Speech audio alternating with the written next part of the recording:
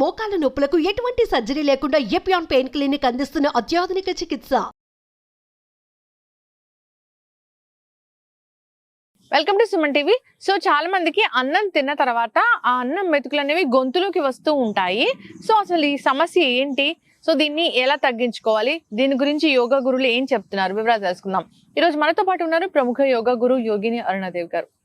అరుణాదేవి గారు నమస్కారం అండి. నమస్తే. సో ఏదైనా ప్రాబ్లం అంటే మీ దగ్గర చెప్తే దాన్ని అసలు ఎందుకు వచ్చింది, దీన్ని yoga and combination of treatment natural ways లో ఎలా తగ్గించాలని చెప్తుంటారు.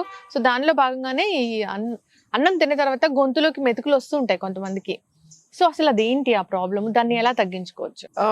అన్నం తిన్న తర్వాత నేను ఇంతకు ముందు కూడా చెప్పాను, డైజెస్టివ్ ప్రాబ్లం అంటే అరగకపోవడం వల్ల తేన్పులు వస్తున్నాయి అన్నమాట. యాసిడ్ రిఫ్లెక్షన్స్ పైకి వచ్చినప్పుడు, ఆ తేన్పు వచ్చినప్పుడు 2-3 అన్నం మెతుకులు ఇలా మనకి నోట్లోకి వచ్చేస్తాయి. సో అసలు అన్నం మెతుకులు ఎందుకు వచ్చినాయి అంటే మనం సరిగ్గా నమలటం లేదు. అసలు ఈ ప్రాబ్లం వచ్చిన వాళ్ళు అసలు ఏమీ లేదు, సింపుల్, బాగా నమిలి తినాలి.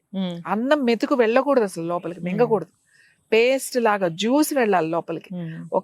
ఒక ముద్ద, అంత చిన్న ముద్ద పెట్టుకుంటే నమలాలి, బాగా నమిలి నమిలి నమిలి నమిలి నమిలి అది రసం అయిన తర్వాత అప్పుడు మింగాలి.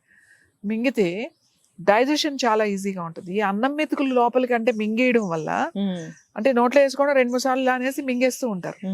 ఆ మింగేయడం వల్ల ఆ లోపలికి వెళ్ళి డైజెషన్ కాక, నేను చెప్పాను ఇంతకు ముందు కూడా, పొట్టకి గ్రైండ్ చేసే శక్తి లేదు. గ్రైండ్ చేయడం మన నోట్లోనే, అంటే మెత్తగా చేయడం అనేది మన నోట్లోనే. డైజెషన్ కూడా నోట్లోనే అవుతుంది, ఎందుకంటే డైజెస్టివ్ జ్యూసెస్ నోట్లోనే, సలైవా ద్వారా మనకి నోట్లోనే ఉంటుంది. మరి దాంట్లోనే కలవాలి, ఇక్కడ గ్రైండ్ చేయాలి, బాగా గ్రైండ్ చేసి పొట్టకు పంపిస్తే అప్పుడు పొట్టలో మళ్ళీ కొన్ని యాసిడ్స్, అంటే కొన్ని ఎంజైమ్స్ అవన్నీ మిక్స్ చేసి తర్వాత మనకి చిన్న ప్రేగుల్లో పంపిస్తుంది.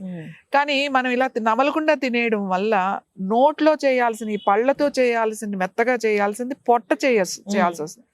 పొట్టలో పళ్ళు లేవండి గ్రైండ్ చేయడానికి, అసలు మజిల్ అది మెత్తగా ఉంటుంది. ఒక మజిల్ కదా, ఎంత ఉంటుంది చిన్న పొట్ట, ఎంత తోసిస్తాం. మళ్ళీ నమిలి నమిలి నమిలి కనుక తిన్నాం అనుకోండి, ఎక్కువ తినలేం. ఒక్కసారి నోట్లో పెట్టుకుని 32 times మీరు చూ చేసి మీరు మింగారు అనుకోండి, అది ఎక్కువ తినలేం. చాలు అనే సిగ్నల్ మీకు వచ్చేస్తుంది. టకటక తినేస్తూ ఉంటే ఇంకా అది వెళ్తూనే ఉంటుంది లోపలికి, పొట్ట స్ట్రెచ్ అవుతూనే ఉంటుంది, ఫీలింగ్ ఉండదు. సాటిస్ఫాక్షన్ మనకి ఇక్కడ రావాలి, టేస్ట్ ఇక్కడ. మీరు రుచి చూసినప్పుడు రసం లాగా అయినప్పుడు మీకు చాలు అనే సిగ్నల్ వస్తుంది. మీరు చదువుకున్నారు లేదో, చిన్నప్పుడు మనకి సైన్స్ లో ఉండేది, మనం తినేటప్పుడు నోట్లో పెట్టుకున్న తర్వాత 32 times చూ చేయాలి.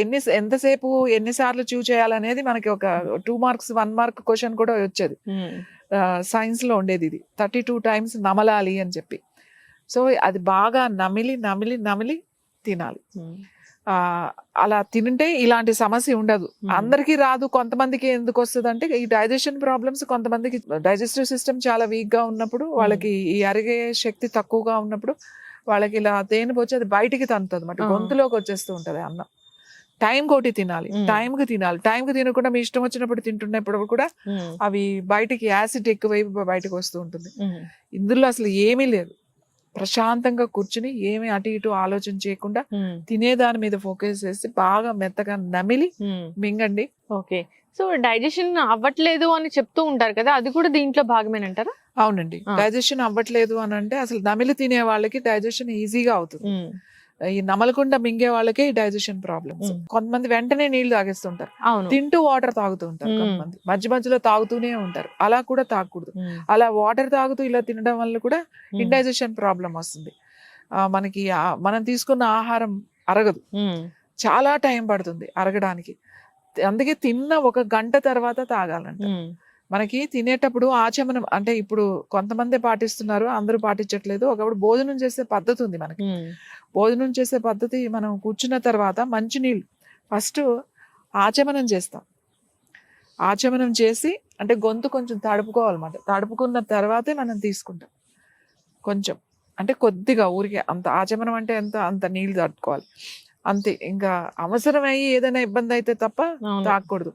మళ్ళీ ఎప్పుడు మళ్ళీ మనకి భోజనం అయిన ఒక గంట తర్వాత అప్పుడు ఒక గ్లాస్ నీళ్ళు తాగాలి. అప్పటి వరకు తాగకూడదు. ఒకవేళ అలా తాగితే ఈ అన్నమే మనం తిన్న ఆహారమే విషంగా మారుతుంది, ప్రమాదకరంగా అవుతుంది. డైజెషన్ ప్రాబ్లమ్స్ వస్తాయి, అసిడిటీ కానీ, ఇండైజెషన్, కాన్స్టిపేషన్, అన్ని ఆల్ డైజెస్టివ్ ప్రాబ్లమ్స్ వస్తాయి.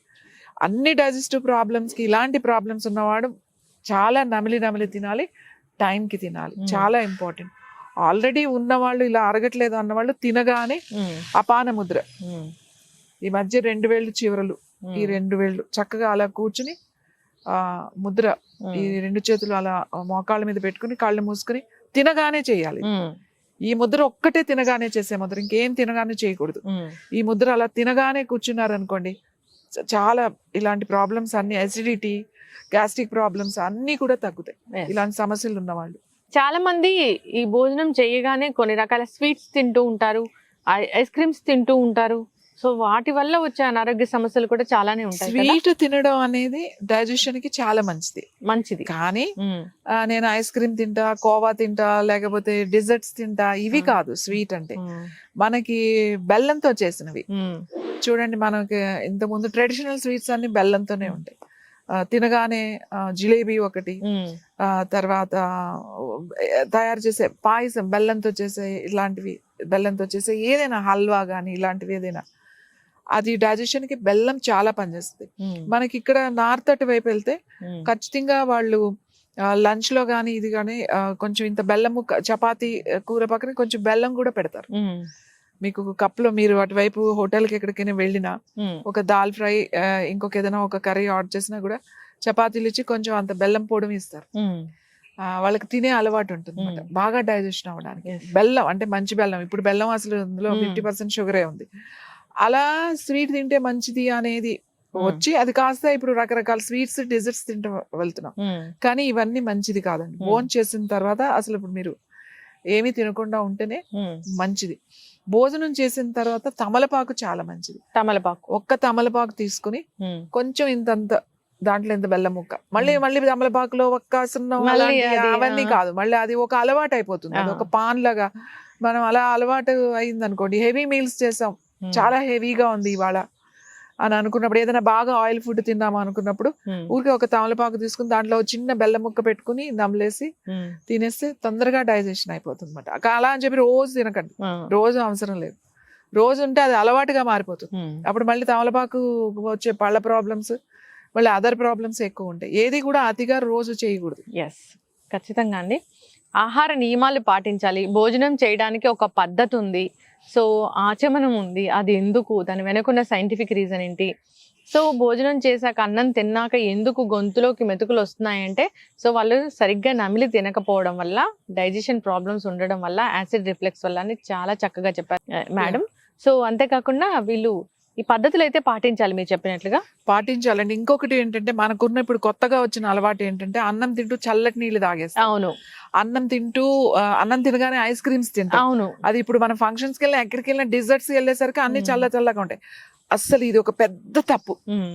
అన్నం తినేటప్పుడు మీరు వేడి నీళ్లు తాగండి, వేడివేడిగా సూప్ మధ్యలో తాగొచ్చు. కానీ మీరు అన్నం తినేటప్పుడు చల్లటి నీళ్లు, ముఖ్యంగా పెప్సీ, కోక్, లేకపోతే జ్యూసెస్, తర్వాత ఈ చల్లగా ఉన్న ఏ పదార్థాలు అన్నం తినేటప్పుడు తిన్న వెంటనే కనుక ఇవి ఏది తీసుకున్నా కూడా మీకు ఈ అన్నం మెతుకులు రావడం, అది తిన్నది అరగకపోవడం, ఈ ప్రాబ్లమ్స్ అన్ని వస్తాయి. ఇంకా చాలా చెడు జరుగుతుంది. ఇలా చేయడం వల్ల మన స్మాల్ ఇంటెస్టైన్స్ లో ఆ జిడ్డు లాంటిది అలా అంతా కూడా పట్టుకుని మనం తీసుకున్న న్యూట్రిషన్ లో ఫుడ్ లోపల బాడీ సరిగ్గా అబ్జర్వ్ చేయదు. స్మాల్ ఇంటెస్టైన్స్ క్లీన్ చేయడం చాలా కష్టం. మనం ఇలా కోక్ పొడి అంతా కదండి, వేడివేడిగా చల్లగా తాగుతారు, వేడివేడిగా తింటారు, వేడివేడి బిర్యానీ చల్లగా తాగుతుంటారు. ఈ పద్ధతి మానుకోవాల్సిందే, లేకపోతే ఈ సమస్య తగ్గదు. ఖచ్చితంగా అరుణాదేవి గారు మీరు చెప్పారండి. సో భోజనం చేయడానికి ఒక పద్ధతి ఉంది, ఆ పద్ధతిలో తీసుకోండి. అంతేకాకుండా టైమింగ్స్ మెయింటైన్ చేయండి.